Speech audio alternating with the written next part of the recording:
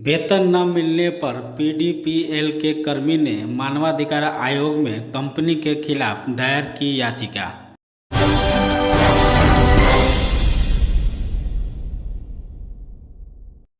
PDPL के कर्मी कौशलेंद्र कुमार ने मानवाधिकार आयोग में याचिका दायर कर कंपनी के खिलाफ मुकदमा किया है। कंपनी पर आरोप है कि मार्च 2022 से कर्मियों को वेतन नहीं दिया जा रहा है।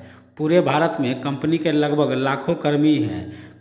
कंपनी कर्मियों का वेतन हजम कर भागने के फिराक में है। उनका कहना है कि केंद्र सरकार कंपनी पर भागने से पहले कार्रवाई करे और लाखों कर्मी का मेहनताना दे।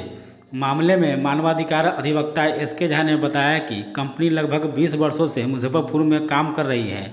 कंपनी की तरफ से सलाइन बनाया जाता है जो हर हॉस्पिटल में सप्लाई होता है। इस काम के लिए कंपनी ने लगभग पूरे देश में लाखों कर्मी रखे। कंपनी मुनाफा कमाकर भागने के फिराक में है। अगर कंपनी भाग जाती है तो लाखों लोग बेरोजगार हो जाएंगे, उनके परिवार की आर्थिक स्थिति खराब हो जाएगी। इस मामले में आयोग में एक याचिका दायर की।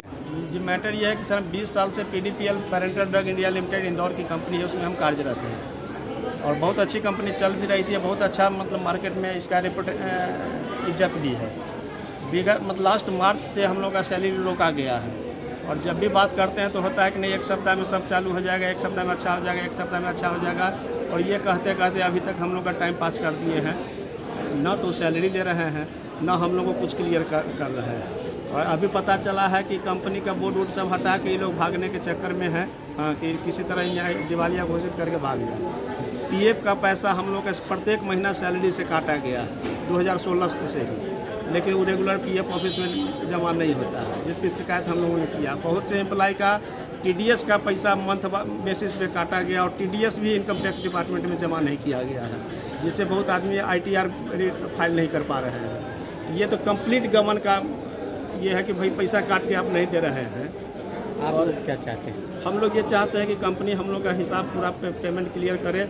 अगर कंपनी चलाना चाहती है तो हम लोग इसमें एकदम पूरे तन मन से अभी काम करने के लिए तैयार हैं। नहीं तो हम लोग का हिसाब क्लियर करके हमारा जो बकाया वेतन बिल है वो सब क्लियर कर दे, पीएफ का पैसा क्लियर कर दे, हम लोग अपना रास्ता देंगे। क्या नाम है आपका? मेरा नाम कौशलेंद्र कुमार हुआ और PDPL parental drug India limited में 2003 से हम कार्यरत हैं।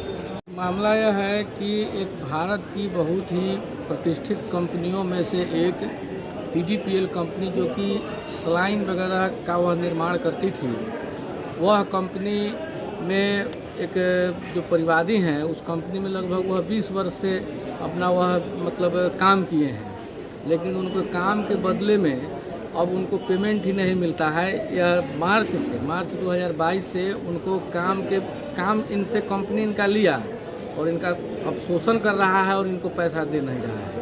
जब इन लोग पूरा तहकीकात किए कि भाई अब हमारा पीएफ वगैरह का ही पैसा दीजिए, हमारा तो अब परिवार जो है सो अब ख़त्म होने के कगार पर है, 6 महीना से हमारा पेमेंट नहीं मिल रहा है, तो इन लोगों को मालूम चला कि 2016 के बाद में कंपनी के द्वारा पीएफ तो इनका काटा गया, लेकिन वह जो है सो पीएफ का पैसा पीएफ ऑफिस में जमा नहीं किया गया।